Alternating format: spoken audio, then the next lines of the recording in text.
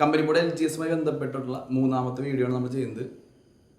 ഇനി കേരള ഹിസ്റ്ററി റിനൈസൻസിൽ ഇനി എന്തൊക്കെയാണ് നോക്കേണ്ടതാണെന്ന് പറയാൻ പോകുന്നത്. പ്രധാനമായിട്ട് നമ്മൾ നോക്കേണ്ടത് ശ്രീനാരായണ ഗുരുവുമായി ബന്ധപ്പെട്ടുള്ള കൃതികൾ പഠിച്ചു വയ്ക്കുക. അതുപോലെ തന്നെ ചട്ടമ്പി സ്വാമി, വൈകുണ്ഠസ്വാമി, പണ്ഡിറ്റ് KP കറുപ്പൻ, VT ഭട്ടതിരിപ്പാട്, ശ്രീനാരായണ ഗുരു, ചട്ടമ്പി സ്വാമി, പണ്ഡിറ്റ് KP കറുപ്പൻ, VT ഭട്ടതിരിപ്പാട്, വൈകുണ്ഠസ്വാമി, ഇത്രയും പേരെ കൃതികൾ നോക്കി വയ്ക്കുക. ഇതിലെല്ലാ കൃതികളും നോക്കണമെന്നില്ല. ഇപ്പോൾ ചട്ടമ്പി സ്വാമി ആണെങ്കിൽ വേദാധികാര നിരൂപണം, പ്രാചീന മലയാളം, ആദിഭാഷ, ജീവകാരുണ്യ നിരൂപണം, അങ്ങനെ കൃതികൾ അറിഞ്ഞിരിക്കുക. പ്രധാനമായിട്ട് വേദാധികാര നിരൂപണം, പ്രാചീന മലയാളം. ഗുരു പഠിക്കുമ്പോൾ അതുപോലെ തന്നെ ഗുരുവിൻ്റെ ഗജേന്ദ്രമോക്ഷം, ആത്മോപദശതകം, ദർശനമാല, ദൈവദശകം, അങ്ങനെ പ്രധാനപ്പെട്ട കൃതികൾ നോക്കി വയ്ക്കുക. പണ്ഡിറ്റ് KP കറുപ്പൻ്റെ ഏറ്റവും കൂടുതൽ നോക്കി അറിഞ്ഞു വെക്കേണ്ട കൃതി എന്ന് പറയുന്നത് ജാതിക്കുമ്മി. അപ്പോൾ ജാതിക്കുമ്മി അറിഞ്ഞിരിക്കുക. VT ഭട്ടതിരിപ്പാണ്ട്, അതുപോലെ തന്നെ കണ്ണീരും കിനാവും, രജനി രംഗം, അങ്ങനെയുള്ള പ്രധാനപ്പെട്ട കൃതികളൊക്കെ നോക്കി വയ്ക്കുക. വൈകുണ്ഠസ്വാമി ആണെങ്കിൽ 2 കൃതി, 3 കൃതി ഉണ്ട്, അതിൽ 2 കൃതി നോക്കി വയ്ക്കുക. അഖിലത്തിരുട്ടും അരുൾനൂലും. അപ്പോൾ ഇത്രയും കൃതികളാണ് പ്രധാനമായിട്ട് നോക്കേണ്ടത്. അതുപോലെ തന്നെ പൊയ്കയിൽ യോഹന്നാനെ കുറിച്ച് പഠിച്ചു വയ്ക്കുക. പൊയ്കയിൽ യോഹന്നാൻ ഇരവിപ്പേരൂർ, അദ്ദേഹം ജനിച്ച സ്ഥലം പത്തനംതിട്ട ജില്ലയിലെ ഇരവിപ്പേരിലാണ് അദ്ദേഹം ജനിച്ചത്. അതുപോലെ അദ്ദേഹത്തിൻ്റെ പ്രധാനപ്പെട്ട കുറച്ച് വരികളൊക്കെ ഉണ്ട്. കാണുന്നില്ലൊരക്ഷരവും എൻ്റെ വംശത്തെ പറ്റി, കാണുന്നുണ്ട് അനേക വംശത്തിൻ ചരിത്രങ്ങൾ എന്ന് പറയുന്ന അതുപോലെ വരികളൊക്കെ ഉണ്ട്. അപ്പോൾ പൊയ്കയിൽ യോഹന്നാനെ കുറിച്ച് അറിഞ്ഞിരിക്കുക. കുര്യാക്കോസ് ഏലിയാസ് ചാവറ പ്രധാനമായിട്ട് വാഴത്തല വിപ്ലവത്തെ കുറിച്ച് പഠിച്ചിരിക്കുക. വാഴത്തല വിപ്ലവം മാന്നാനം പ്രസ്സിന്റെ സ്ഥാപനവുമായി ബന്ധപ്പെട്ട്, അതായത് മാന്നാനം പ്രസ് സ്ഥാപിച്ചുമായി ബന്ധപ്പെട്ടുള്ള 1846 വാഴത്തല വിപ്ലവം അതുമായി ബന്ധപ്പെട്ടതാണ്. പിടിയേരി സമ്പ്രദായം, അതുപോലെ പള്ളിക്കൂടം എന്ന ആശയം കൊണ്ടുവന്നതൊക്കെ അദ്ദേഹമാണ്. അപ്പോൾ അതൊക്കെ പ്രധാനമായിട്ട് നോക്കി വയ്ക്കുക. പിന്നീട് നമ്മൾ നോക്കേണ്ടത് പ്രധാനമായിട്ടും പ്രക്ഷോഭങ്ങളാണ്. AD 825 മുതലുള്ള പ്രധാനപ്പെട്ട വർഷങ്ങളാണ് പഠിച്ചിരിക്കേണ്ടത്. അതിൽ നമ്മൾ പ്രക്ഷോഭങ്ങൾ പ്രസ്ഥാനമൊക്കെ ഉണ്ട്. പ്രധാനപ്പെട്ട പ്രസ്ഥാനങ്ങളൊക്കെ നമ്മൾ പാർട്ട് 1 പറഞ്ഞതാണ്. പ്രക്ഷോഭം പഠിക്കുമ്പോൾ AD 825 തൊട്ട് പഠിച്ചിരിക്കുക. AD 825 ആദ്യത്തെ കൊല്ലവർഷം, അതിൽ ആദ്യമായിട്ട് നമ്മുടെ കൊല്ലവർഷം മലയാള വർഷം ആരംഭിച്ചത് AD 825. 829 മുതൽ 1755 വരെ 12 വർഷം കൂടുമ്പോൾ, 829 തൊട്ട് 1755 വരെ 12 വർഷം കൂടുമ്പോൾ ഭാരതപ്പുഴ നിളയുടെ തീരത്ത് നടന്ന ഇതാണ് മാമാങ്കം എന്ന് പറയുന്നത്, തിരുനാവായിലെ മാമാങ്കം. അപ്പോൾ മാമാങ്കത്തെ കുറിച്ചും ജസ്റ്റ് ഒന്ന് നോക്കി വയ്ക്കുക. മാമാങ്കത്തെ കുറിച്ച് ഇപ്പോൾ കഴിഞ്ഞ എക്സാമിനോട് സ്റ്റേറ്റ്മെൻ്റ് ആയിട്ട് ചോദിച്ചേ ഉള്ളൂ. പിന്നെ പെരിയാറിലെ 1344 വെള്ളപ്പൊക്കം നശിച്ചു പോയ തുറമുഖമാണ് മുസീരിയസ്. അപ്പോൾ മുസീരിയസ് തുറമുഖം ഇപ്പോഴും നമ്മൾ കഴിഞ്ഞ എക്സാമിന് കൂടി ഉണ്ടായത് മുസീരിയസിനെ കുറിച്ച്. അപ്പോൾ അതും നോക്കുക. 99 വെള്ളപ്പൊക്കം നടന്നു. പെരിയാർ 99 വെള്ളപ്പൊക്കം നടന്നത് 1924 വൈക്കം സത്യാർ സമയത്ത് ഉണ്ടായ വെള്ളപ്പൊക്കമാണ് 99 വെള്ളപ്പൊക്കം എന്ന് ഓർത്തിരിക്കുക. അപ്പോൾ എക്സാം നടന്ന വർഷം 1924. പിന്നെ വാസ്കോഡാമ വന്ന കാര്യങ്ങൾ. വാസ്കോഡാമ കേരളത്തിൽ വന്നു 1998 മെയ് 20 വാസ്കോഡാമ ആദ്യമായിട്ട് വന്നു. സെന്റ് ഗബ്രിയൽ എന്ന കപ്പലിന് അദ്ദേഹം വന്നത് കോഴിക്കോട് ജില്ലയിലെ ചേമഞ്ചേരി പഞ്ചായത്തിലെ കാപ്പാട് കടപ്പുറത്ത് പന്തലാനി ബീച്ചിൽ ആദ്യമായിട്ട് കാലുകുത്തി. അദ്ദേഹം രണ്ടാമത് വന്നത് 1902 പറഞ്ഞിരിക്കുക. ഇനി നമ്മുടെ കഴിഞ്ഞൊരു എക്സാം വെച്ച് അദ്ദേഹം വന്ന് മരിച്ച വർഷം 1924 മൂന്നാമതും അവസാനമായിട്ട് അദ്ദേഹം എത്തുന്നു. അദ്ദേഹം ഇവിടെ വെച്ച് കൊച്ചിയിൽ വെച്ചാണ് മരിക്കുന്നത്. അതിന് പ്രദർശനം ആദ്യം നടക്കുന്നത് കൊച്ചിയിലെ സെന്റ് ഫ്രാൻസിസ് ചർച്ചിലായിരുന്നു. പിന്നീടാണ് എങ്ങോട്ട് കൊണ്ടുപോയത്, ലിസ്ബണിൽ ജെറോനിമസ് കത്തീഡ്രലിലേക്ക് കൊണ്ടുപോകുന്നത്. ഉദയംപേര് സുന്നദോസ് 1599, കൂനംകുരിശ് പ്രതിജ്ഞ 1653 ജനുവരി 3 മട്ടാഞ്ചേരി വെച്ച്. ബ്രിട്ടീഷുകാർക്ക് ആദ്യത്തെ കലാപം എന്നറിയപ്പെടുന്നത് അഞ്ചുതേൻ കലാപം. കുരുമുളകിന്റെ വ്യാപാര കുത്തക ബ്രിട്ടീഷുകാർ നേടിയെടുത്തതിനെതിരെ നടന്ന കലാപം എന്നറിയപ്പെടുന്നത് അഞ്ചുതേൻ കലാപം. അതിന് തുടർച്ചയായിട്ട് വന്നത് 1721 ഏപ്രിൽ 15 നടന്ന ആറ്റിങ്ങൽ കലാപം. ആദ്യത്തെ സംഘടിത കലാപം ആറ്റിങ്ങൽ കലാപം. കലാപത്തിൽ കൊല്ലപ്പെട്ട ബ്രിട്ടീഷ് ഉദ്യോഗസ്ഥൻ വില്യം ഗിഫോർഡ്. കലാപ സമയത്ത് വേണാട് ഭരിച്ച ഭരണാധികാരി ആദിത്യവർമ്മ. പിന്നെ അവിടെ ഒരു പോയിന്റ് എന്ന് പറഞ്ഞാൽ എവിടെ നിന്ന് സൈന്യം വന്നാണ് കലാപം അടിച്ചമർത്തി വെച്ചാൽ തലശ്ശേരി നിന്ന് സൈന്യം വന്ന് കലാപം അടിച്ചമർത്തി. അടുത്ത പോയിന്റ് അത് നിർത്തലാക്കാൻ ഒപ്പുവെച്ച ഉടമ്പടി, വേണാട് ഉടമ്പടി. ഉടമ്പടി ഒപ്പുവെച്ചത് നെയ്യാറ്റിങ്കര രാജകുമാരൻ എന്ന പേരിൽ അനിഴം തിരുനാൾ മാർത്താണ്ഡവർമ്മയും അതുപോലെ തന്നെ ബ്രിട്ടീഷുകാരുടെ ഒപ്പുവെച്ച വ്യക്തി അലക്സാണ്ടറും. 1741 ഓഗസ്റ്റ് 10 നടന്നാണ് കുളച്ചൽ യുദ്ധം. അനിഴനാട് ഡച്ചുകാർ തമ്മിൽ നടന്ന യുദ്ധം കുളച്ചൽ യുദ്ധം എന്നറിയപ്പെടുന്നു. കുളച്ചൽ യുദ്ധത്തിലെ ഡച്ച് സൈന്യം നയിച്ച വ്യക്തിയെ പേരോധിക ക്യാപ്റ്റൻ ഡില്ലനോയ്. ഇടയ്ക്ക് ഒരുപാട് ചോദിച്ചാൽ വലിയ കപ്പിത്താൻ എന്നറിയപ്പെടുന്ന വ്യക്തിയാണ് ക്യാപ്റ്റൻ ഡില്ലനോയ്. അതുപോലെ തന്നെ പിന്നീട് തിരുവിതാംകൂർ സൈന്യത്തെ പരിശീലിപ്പിച്ച തിരുവിതാംകൂർ സൈന്യത്തിന്റെ ചീഫ് കമാൻഡറായ വ്യക്തിയാണ് ക്യാപ്റ്റൻ ഡില്ലനോയ്. അടുത്ത 1792 ശ്രീരംഗപട്ടണ ഉടമ്പടി. മലബാറിന്റെ അവകാശം ബ്രിട്ടീഷുകാർ നേടിക്കൊടുത്ത ഉടമ്പടിയാണ് ശ്രീരംഗപട്ടണ ഉടമ്പടി. അതായത് 3-ാം വയസ്സിൽ ശേഷം ടിപ്പു ബ്രിട്ടീഷുകാർ ഒരു ഉടമ്പടി ഒപ്പുവയ്ക്കുകയാണ്. ആ ഉടമ്പടി പ്രകാരം അവർക്ക് ശ്രീരംഗപട്ടണവുമായി ബന്ധപ്പെട്ട് ആ ഉടമ്പടി പ്രകാരം അവർക്ക് ഈ ശ്രീരംഗപട്ടണ ഉടമ്പടിയുമായി ബന്ധപ്പെട്ട് അവർക്ക് മലബാർ എന്ന പ്രദേശം കിട്ടി. അതിനെ തുടർന്ന് 99 ഉണ്ടായ കലാപമാണ് പഴശ്ശി കലാപം. ബ്രിട്ടീഷുകാർ തെറ്റായി നികുതിനയത്തിനെതിരെ നടന്ന കലാപം പഴശ്ശി കലാപം. പഴശ്ശിയുടെ യുദ്ധമുറ ഒളിപ്പോർ അല്ലെങ്കിൽ ഗറില്ല യുദ്ധം. പഴശ്ശിയെ സഹായിച്ചതിൽ പ്രധാനപ്പെട്ട 3 വ്യക്തി അറിഞ്ഞിരിക്കുക. ഒന്ന് കൈതേരി അമ്പു, തലയ്ക്കൽ ചന്തു, എടച്ചന ഉങ്കൻ. 1793 മുതൽ 97 വരെ നടന്നത് 1-ാം പഴശ്ശി കലാപം. 2-ാം പഴശ്ശി കലാപം 800 മുതൽ 805 വരെ ബ്രിട്ടീഷുകാരെ വയനാട് പിടിച്ചെടുക്കാൻ ശ്രമിച്ചതിനെതിരെ നടന്ന കലാപം. ബ്രിട്ടീഷുകാർ വയനാട് പിടിച്ചെടുക്കാൻ എതിരെ നടന്ന കലാപമാണ് 2-ാം പഴശ്ശി കലാപം. 1800 മുതൽ 1805 വരെ. 1805 നവംബർ 30-ന് അദ്ദേഹം മാവിലത്തോട് വെച്ച് അദ്ദേഹം മരിച്ചു. അദ്ദേഹം കൊല്ലപ്പെട്ടു അല്ലെങ്കിൽ ആത്മഹത്യ എന്നൊക്കെ പറയാം.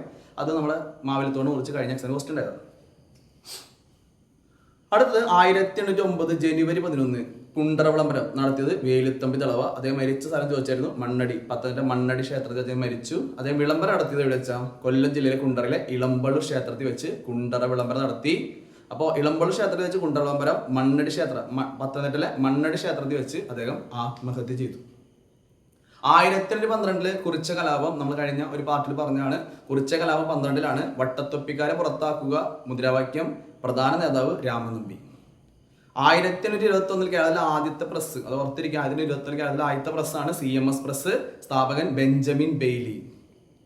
ഗോവയിലാണ് ആദ്യമായിട്ട് പോർച്ചുഗീസുകാർ അച്ചടി ആരംഭിച്ചത്. കേരളത്തിൽ ആദ്യമായിട്ട് പോർച്ചുഗീസ് അച്ചടി ആരംഭിച്ചത് എവിടെയാണ്? കൊച്ചിയിലും വൈപ്പിലും. ഇത് പ്രസ്സാണ് പറയുന്നത് CMS പ്രസ് 1821. ഇനി 1846 പ്രസ് ഉണ്ട്, മാന്നാനം പ്രസ്. നമ്മൾ നേരത്തെ പറഞ്ഞ വാഴത്തറ വിപ്ലവവുമായി ബന്ധപ്പെട്ട് കുര്യാക്കോസ് ഏലിയാസ് ചാവറ അദ്ദേഹം ആരംഭിച്ച പ്രസ്സാണ് സെന്റ് ജോസഫ് പ്രസ്. അത് മാന്നാനത്ത് അതൊരു മാന്നാനം പ്രസ് എന്ന പേരിലാണ് അറിയപ്പെടുന്നത്. അവിടെ നിന്ന് ആരംഭിച്ച ആദ്യത്തെ പുസ്തകം ജ്ഞാന പീയൂഷം. 1887 അവിടെ നിന്ന് ഒരു പത്രം ആരംഭിച്ചു. ആ പത്രമാണ് നസ്രാണി ദീപിക. നിധിരിക്കൽ മാണിക്കത്തിനാർ ആരംഭിച്ച നസ്രാണി ദീപിക. വാഴത്തറ വിപ്ലവം കുര്യാക്കോസ് ഏലിയാസ് ചാവറ ബന്ധപ്പെട്ടിരിക്കുന്നു. 1846. 1859 കേരളത്തിലെ ആദ്യത്തെ കയർ ഫാക്ടറി ഡാറാസ് മെയിൽ, ജെയിംസ് ഡാറ സ്ഥാപിച്ച കയർ ഫാക്ടറി ആലപ്പുഴയിലാണ് ആദ്യത്തെ കയർ ഫാക്ടറി. 1859.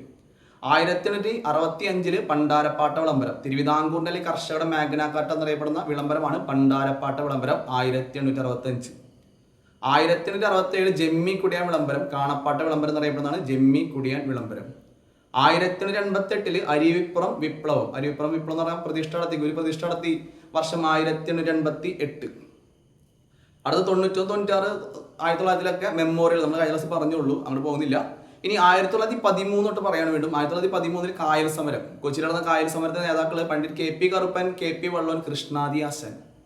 KP വള്ളോനെ മാസികയിടയ്ക്ക് ചോദിച്ചത് ഹരിജൻ എന്ന മാസിക ആരംഭിച്ചത് KP വള്ളോൻ. 1916 മുതൽ 1920 വരെ, അതിന് 1915 പറയും. 1915 2 ലഹള. ഒന്ന് പുലയ ലഹള. രണ്ടും ലഹളയുണ്ട്. പുലയ ലഹളയുണ്ട്, കല്ലുമാല സമരം ഉണ്ട്. രണ്ടിന് നേതാവ് അയ്യങ്കാളി തന്നെയാണ്. പുലയ ലഹള വേറെ പേര് 90-ാം ആണ്ട് സമരം എന്നറിയപ്പെടുന്നത് പുലയ ലഹളയാണ്. അതുപോലെ തന്നെ ഊരുട്ടമ്പ ലഹള എന്നറിയപ്പെടുന്നു. ആ ലഹളയുമായി ബന്ധപ്പെട്ട പെൺകുട്ടിയാണ് പഞ്ചമി.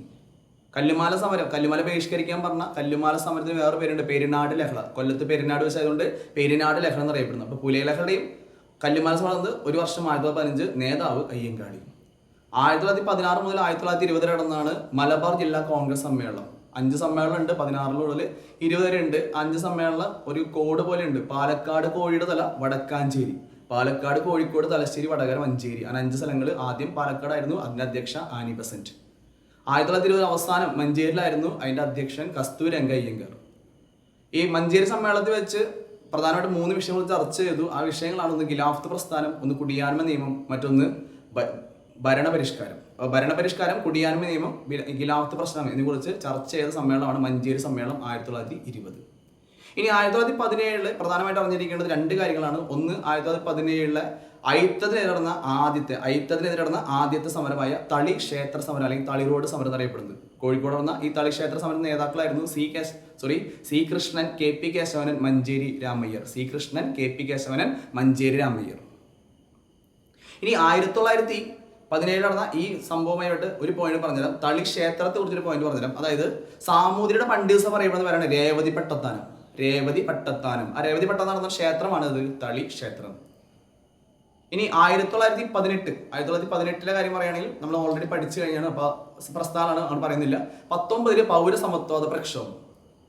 1921 ഓഗസ്റ്റ് 20-നാണ് മലബാർ കലാപം. മലബാർ കലാപത്തെ കുറിച്ച് പഠിക്കുമ്പോൾ പൂക്കോട്ടൂർ കലാപം, മാപ്പിള ലഹള അല്ലെങ്കിൽ പൂക്കോട്ടറുമായി ബന്ധപ്പെട്ട് എന്ത് വെച്ചാലും മലബാർ കലാപം, പൂക്കോട്ടൂർ യുദ്ധം, പൂക്കോട്ടൂർ കലാപം അല്ലെങ്കിൽ പൂക്കോട്ടൂർ ഖിലാഫത്ത് കമ്മിറ്റി അറസ്റ്റ് ചെയ്ത സംഭവം എന്നൊക്കെ ചോദിക്കുകയാണെങ്കിൽ ഉത്തരം എന്താ? മലബാർ കലാപം. മലബാർ കലാപം അന്വേഷിച്ച കമ്മീഷൻ ചോദിക്കും, അത് വില്യം ലോഗൻ കമ്മീഷൻ. മലബാർ കലാപത്തെ കുറിച്ച് അന്വേഷിച്ച കമ്മീഷനാണ് വില്യം ലോഗൻ കമ്മീഷൻ. മലബാർ കലാപവുമായി ബന്ധപ്പെട്ട് അടുത്തൊരു പോയിന്റ് വരുന്നത് അതിന്റെ നേതാക്കളാണ്. അത് അറിഞ്ഞിരിക്കുക. നേതാക്കൾ, അതായത് പ്രധാനമായിട്ടും ഒരു കർഷക കലാപമായിരുന്നു മലബാർ കലാപം എന്ന് പറയുന്നത്. അതിന്റെ നേതാക്കളായിട്ട് വരുന്നത് അലി മുസ്ലിയാർ, സീതിക്കോയ തങ്ങൾ, വാരിംകുന്നത്ത് കുഞ്ഞഹമ്മദ് ഹാജി. ഇതുമായി ബന്ധപ്പെട്ട്, അതായത് മലബാർ കലാപവുമായി ബന്ധപ്പെട്ട് നടന്ന സംഭവമാണ് വാഗൺ ട്രാജഡി. 1921 നവംബർ 10 നടന്ന വാഗൺ ട്രാജഡി. വാഗൺ ട്രാജഡി പഠിക്കുമ്പോൾ അറിഞ്ഞിരിക്കുന്ന പ്രധാനപ്പെട്ട പോയിന്റ് എന്ന് പറയുന്നത് അതിൽ 72 പേര് മരിച്ചു. അതുപോലെ പോത്തന്നൂരിലെ ഇരുട്ടര ദുരന്തം, ബ്ലാക്ക് ഹോൾ ഓഫ് പോത്തന്നൂർ എന്ന പേരിൽ അറിയപ്പെടുന്നത് എന്താണ്? വാഗൺ ട്രാജഡിയാണ്. അപ്പോൾ മലബാർ കലാപവുമായി ബന്ധപ്പെട്ടതാണ് വാഗൺ ട്രാജഡി നടന്നിരിക്കുക. ഇനി 1924 മാർച്ച് 30 ആരംഭിച്ചതാണ് Vaikom Satyagraha. T K Madhavan, K P Kesava Menon, Mannath Padmanabhan, M E Naidu, Changanassery Parameswaran Pillai, C V Kunhiraman, K Kelappan തുടങ്ങിയ പ്രധാന നേതാക്കളൊക്കെ ഉണ്ടായിരുന്ന ഒരു സത്യാഗ്രഹമാണ് വൈക്കം സത്യാഗ്രഹം. വൈക്കം സത്യവുമായി ബന്ധപ്പെട്ട് ഏറ്റവും കൂടുതൽ PSC ചോദിക്കുന്ന ക്വസ്റ്റ്യൻ സവർണ ജാഥ. 1924 നവംബർ 1 സവർണ നയിക്കുക. വൈക്കം മുതൽ തിരുവനന്തപുരം സവർണ നയിച്ച വ്യക്തിയുടെ പേര് മന്നത്ത്. എന്നാൽ തിരുവനന്തപുരം വരെ അല്ലാന്ന് തിരുവിതാംകൂർ അങ്ങ് നാഗർകോവിൽ വരെ ഉണ്ട്. അപ്പോൾ നാഗർകോവിൽ തിരുവനന്തപുരത്ത് ഒരു ജാഥ വന്നു, അതും ഒരു സവർണ ജാഥയാണ്. ആ സവർണ നയിച്ച വ്യക്തിയാണ് എം ഇ നായിഡു. അപ്പോൾ 1924 സവർണ ജാഥ വന്നു. 2 ഉണ്ടെന്ന് ഓർത്തിരിക്കുക. ഒന്ന് മന്നത്തിന്റെ ജാഥ വൈക്കം മുതൽ തിരുവനന്തപുരം വരെ. നാഗർകോവിൽ മുതൽ തിരുവനന്തപുരത്ത് ജാഥ വന്നു, അത് നയിച്ചവര് എം ഇ നായിഡു. അപ്പോൾ എം ഇ നായിഡു പറയുമ്പോൾ ഓർത്തിരിക്കുക 1926 സുചീന്ദ്ര സത്യാഗ്രഹ നേതാവാണ് എം ഇ നായിഡു. ഇനി 1930 ഉപ്പ് സത്യാഗ്രഹം. ഉപ്പുസത്യാഗ്രഹം ബന്ധപ്പെട്ട് 1930 മാർച്ച് 12 ഗാന്ധിയുടെ നേതൃത്വത്തിൽ ഉപ്പസത്യാഗ്രഹം ആരംഭിച്ചു, സബർമതി മുതൽ ദണ്ഡി കടപ്പുറം വരെ. 1930 ഏപ്രിൽ 13 കേരളത്തിൽ സത്യാഗ്രഹം ആരംഭിച്ചു. പ്രധാന കെ കേളപ്പൻ കോഴിക്കോട് മുതൽ പയ്യന്നൂർ ജാഥ നയിച്ചു. 2ാം ബർദോൾ എന്നറിയപ്പെടുന്നത് പയ്യന്നൂർ എന്നറിഞ്ഞിരിക്കുക. പിന്നെ അവിടെ നിന്ന് 2 പ്രധാന ക്വസ്റ്റ്യൻ. ഒന്ന്, കോഴിക്കോട് നേതൃത്വം കൊടുത്ത വ്യക്തി ചോദിക്കും, അത് മുഹമ്മദ് അബ്ദുൾ റഹ്മാൻ സാഹിബ്.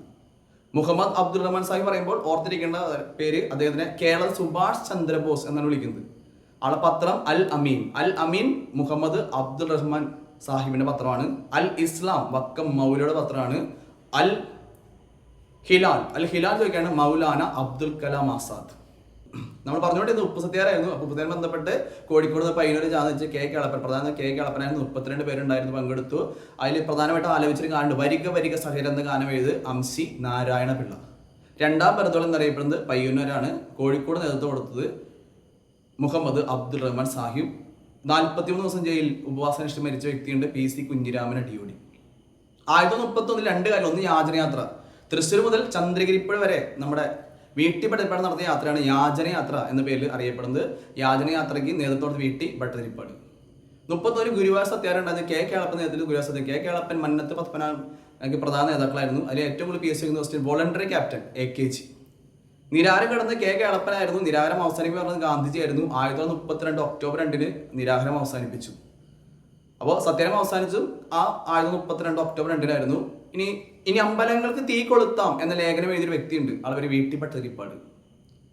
1932 നിവർത്തന പ്രക്ഷോഭം, PSC രൂപീകരിക്കാൻ കാരണമായ പ്രക്ഷോഭം, ന്യൂനപക്ഷ വിഭാഗങ്ങളുടെ സംവരണം ആവശ്യപ്പെട്ട് ആരംഭിച്ച പ്രക്ഷോഭമാണ് നിവർത്തന പ്രക്ഷോഭം എന്നറിയപ്പെടുന്നത്. നിവർത്തന പ്രക്ഷോഭം നേതാവ് എന്ന് പറയുന്നത് TM Varghese, NV Joseph, CV Kunhiraman, PK കുഞ്ഞ്, അബ്ദുൾ റഹ്മാൻ മുതലായ കുറേ പേരുണ്ട്. C കേശവൻ പ്രധാന നേതാവും. ആ നിവർത്തനം എന്ന വാക്ക് നിർദ്ദേശിച്ച വ്യക്തി IC ചാക്കോ.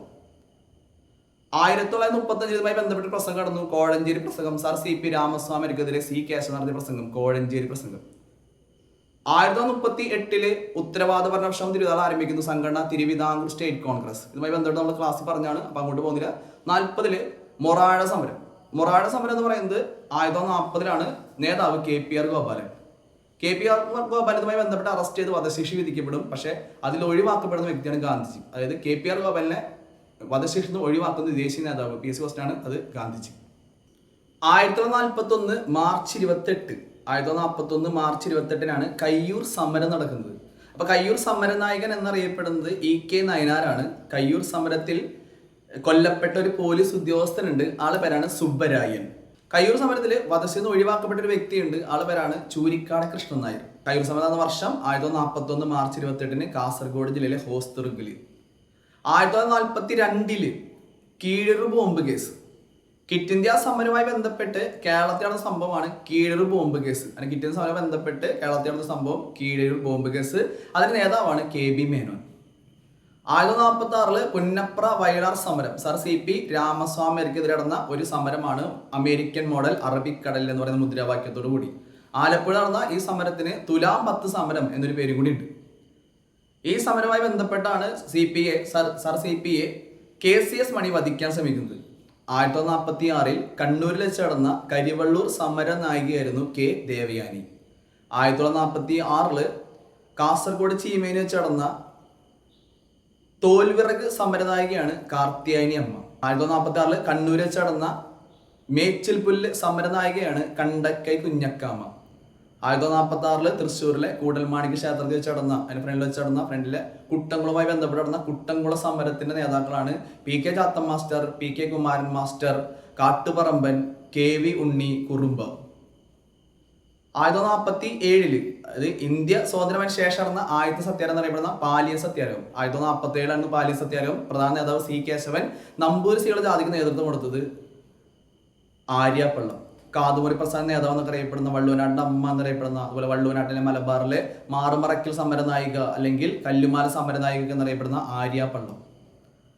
1947 നടന്ന പാലിസത്തിന്റെ രക്തസാക്ഷിയാണ് AG വേലായുധൻ. 1947 കൊച്ചിയിൽ ഉത്തരവാദ സർക്കാർ രൂപീകരിച്ചു. കൊച്ചിയിലെ ആദ്യത്തെ പ്രധാനമന്ത്രി പനമ്പിള്ളി ഗോവിന്ദമേനോൻ. അവസാനത്തെ ആള് ഇക്കണ്ട വാര്യർ. കൊച്ചിയിൽ പനക്കൽക്കണ്ടം. ആദ്യത്തെ ആള് പനമ്പിള്ളിയും അവസാനത്തെ ആള് ഇക്കണ്ട വാര്യർ. പനക്കൽക്കണ്ടം എന്നാണ് പഠിക്കുക. തുടർന്ന് തിരുവിതാംകൂറിൽ ഉത്തരവാദ സർക്കാർ രൂപീകരിക്കുന്നു. തിരുവിതാംകൂറിൽ ആദ്യത്തെ പ്രധാനമന്ത്രിയായിരുന്നു പട്ടം താണപ്പിള്ള. അവസാനത്തെ ആള് പറവൂർ TK നാരായണപിള്ള. തിരുവിതാംകൂറിൽ പട്ടം പറത്തി എന്ന് പറയാം. പട്ടം താണപ്പിള്ളയും അവസാനം പറവൂർ TK നാരായണപിള്ള. അങ്ങനെ 1949 ജൂലൈ 1 സർദാർ വല്ലഭായ് പട്ടേലിനൊപ്പം ഉണ്ടായിരുന്ന മലയാളിയായ VP മേനോന്റെ നേതൃത്വത്തിൽ, സർദാർ വല്ലഭായ് പട്ടേലിന്റെ നാട്ടുരാജ്യ സമിതിയിലെ അംഗമായിരുന്ന VP മേനോന്റെ നേതൃത്വത്തിൽ തിരുക്കൊച്ചി സംസ്ഥാനം രൂപീകരിച്ചു. തിരുക്കൊച്ചി സംസ്ഥാനം രൂപീകരിച്ച വർഷമാണ് 1949 ജൂലൈ 1. അങ്ങനെ തിരുക്കൊച്ചി സംസ്ഥാനം രൂപീകരിച്ചു. തിരുക്കൊച്ചി സംസ്ഥാനത്തിന്റെ ആദ്യത്തെ മുഖ്യമന്ത്രിയായിട്ട് വരുന്ന പറവൂർ TK നാരായണപിള്ള. 1953 സംസ്ഥാന പുനഃസംഘടന കമ്മീഷൻ വന്നു. ഫസൽ അലി ചെയർമാനായ കമ്മീഷനിൽ മൊത്തം 3 അംഗങ്ങൾ. Fasal Ali, HN Kunzru, Sardar KM Panicker. അങ്ങനെ സംസ്ഥാന പുനഃസംഘടന കമ്മീഷൻ വരുന്നു. 1956 നവംബർ 1 സംസ്ഥാനം രൂപീകരിക്കുന്നു. 1957 നമ്മുടെ കേരളത്തിൽ ആദ്യത്തെ തെരഞ്ഞെടുപ്പ് നടക്കുന്നത്. തെരഞ്ഞെടുപ്പിൽ 1957 ഏപ്രിൽ 5 EMS മന്ത്രിസഭ നിലവന്നു. EMS മന്ത്രിസഭയിലെ മന്ത്രിമാരെ വകുപ്പുകളൊക്കെ അറിഞ്ഞിരിക്കുക. ഇപ്പൊ എക്സാം ആയതുകൊണ്ട് പ്രധാനപ്പെട്ട വകുപ്പുകളൊക്കെ അറിഞ്ഞിരിക്കുക. പ്രധാനമായിട്ട് PSC വയ്ക്കുന്നത് ഒന്നാമത്തെ ആള് വിദ്യാഭ്യാസ മന്ത്രി ജോസഫ് മുണ്ടശ്ശേരി. ധനകാര്യം ചോദിച്ചാൽ C അച്യുതമേനോനാണ്. എക്സൈസ് റവന്യൂ ആണെങ്കിൽ KR ഗൗരിയമ്മ. അപ്പോൾ എത്രയും പ്രധാനപ്പെട്ട ആൾക്കാരൊക്കെ പഠിച്ചു വെക്കുക. ബാക്കി മൊത്തം 11 പേരാണ് മന്ത്രിസഭയിൽ ഉണ്ടായിരുന്നത്. 11 പേരെയും പഠിച്ചു വയ്ക്കുക നല്ലതാണ്. പക്ഷെ ഇപ്പോൾ പെട്ടെന്ന് പഠിക്കുമ്പോൾ നമ്മൾ ഇത്രയും പേരും പഠിച്ചു വയ്ക്കുക. അടുത്ത 1959 ജൂലൈ 1 EMS മന്ത്രിസഭ പിരിച്ചുവിടാൻ കാരണമായ കേരളത്തിൽ രണ്ടാമത്തെ രാഷ്ട്രപതി ഭരണം. ആദ്യം 1956 വരുന്നത്. രണ്ടാമത് രാഷ്ട്രപതി ഭരണം വരുന്നത് 1959 ജൂലൈ 31 EMS മന്ത്രിസഭ പിരിച്ചു വിട്ടുകൊണ്ടാണ് കേരളത്തിൽ രണ്ടാമത്തെ രാഷ്ട്രപതി ഭരണം വന്നത്. അങ്ങനെ EMS മന്ത്രിസഭ പിരിച്ചുവിടാൻ കാരണമായ ഒരു സമരം ഉണ്ട്. അതാണ് വിമോചന സമരം എന്ന പേരിൽ അറിയപ്പെടുന്നത്. വിമോചന സമര നേതാവ് മന്നത്ത് പത്മനാഭൻ. വിമോചന പേര് വാക്ക് നിർദ്ദേശ വ്യക്തി നോക്കുകയാണെങ്കിൽ അത് നമ്മുടെ പനമ്പിള്ളി ഗോവിന്ദമേനോൻ. അപ്പൊ ഇത്രയും കാര്യങ്ങളൊക്കെ നന്നായി പഠിച്ചു വയ്ക്കുക. അല്ലെങ്കിൽ നന്നായി പരീക്ഷ എഴുതുക. പെട്ടെന്ന് പറഞ്ഞുകൊണ്ട് അറിയില്ല, പക്ഷെ നിങ്ങൾക്ക് ഒരു റിവിഷൻ പോലെ എടുക്കാവുന്നതാണിത്. അപ്പോൾ എല്ലാവരും നന്നായി അടുത്ത പരീക്ഷ എഴുതുക. ഈ 2-3 ഘട്ടം കഴിഞ്ഞ് കഴിയുമ്പോൾ അടുത്തൊരു എക്സാമിന് കുറച്ചും കൂടി ഡീറ്റെയിൽ നമ്മൾ ക്ലാസ് എടുക്കുന്നതായിരിക്കും.